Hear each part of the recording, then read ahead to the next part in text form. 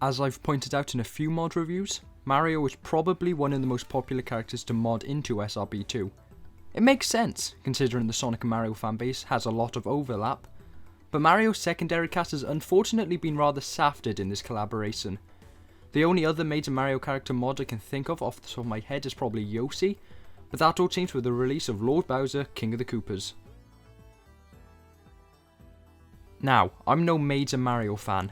I've always felt that his games have always been a little sanitary and perhaps a little too scientifically perfect. While most of his games are rightly considered that, nothing about the guy grabbed my attention in the slightest. But from what I've heard, if you want Mario with a little more personality, the Mario RPGs are the place to go. The Bowser that appears in this mod seems entirely based off that series, with apparently most of, if not all of the sprites and sound effects for the character coming from Mario and Luigi Bowser's Inside Story. Therefore, I can't really give major kudos for original sprites, but that doesn't mean I can't give them any credit. They obviously aren't the same style as vanilla SRP2 is, but they fit surprisingly well, and there's enough of them to fit all of his moves from basically every direction. There seems to be some problems with a white border appearing around him at some times, which might just be my game, but considering I'm fairly certain you can also see it happen sometimes with the mod page gifs as well, I think this might just be due to some sprite clipping. That certainly isn't enough to ruin the sprites though. Bowser's entire moveset flows surprisingly well, all things considered. Seeing as he is a giant dragon tortoise hybrid, you'd assume that the gameplay would mirror that fact by making him a bit slow and unwieldy, but he's almost sprightly. Despite being 10 speed points slower than the vanilla cast, the fact his entire moveset combos into one another hides that fact rather well.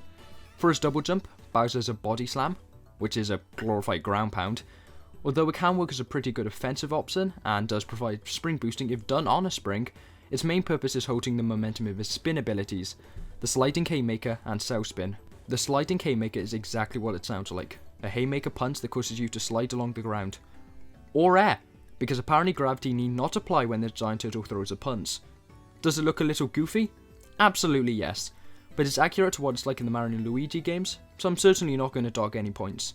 It travels very far, which will either cause you to simply avoid the entire platforming section you're currently on, or simply throw you into the pit underneath the next one. The sliding haymaker is triggered if you only tap the spin button. So what happens if you hold it? Well, Bowser will retreat into his cell, and an inexplicable act of momentum that is possibly only rivaled in its sheer disregard of physics by the revving of a spin dash, Bowser will start spinning around. Forever. It doesn't feel the need to stop, and even hitting a wall with this would just cause you to bounce off. I don't know, something about this tiny Gamera clone deciding to simply become a pinball is funny to me. He becomes seemingly completely uncontrollable in this state, at least until the game decides that enough is enough and randomly slows you down to the point where you gain full control again.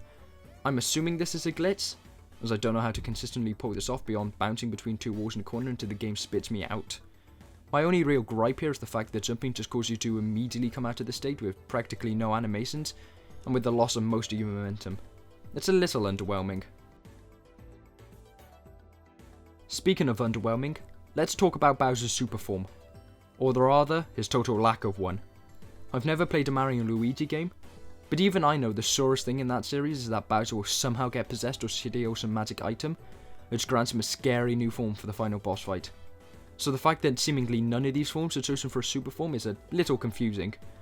Unless you activate a secondary control scheme, which moves the sliding haymaker to custom 1, none of the custom buttons are used, so even if the spin button is already completely filled with abilities, you could have just mapped the super transformation to custom 3 like Adventure Sonic.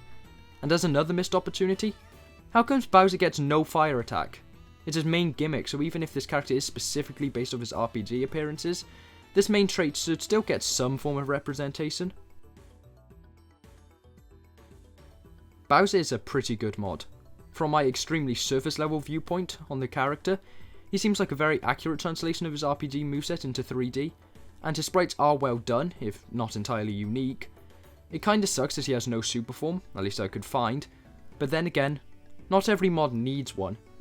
A solid 8 out of 10, hope you enjoyed the video, and ciao.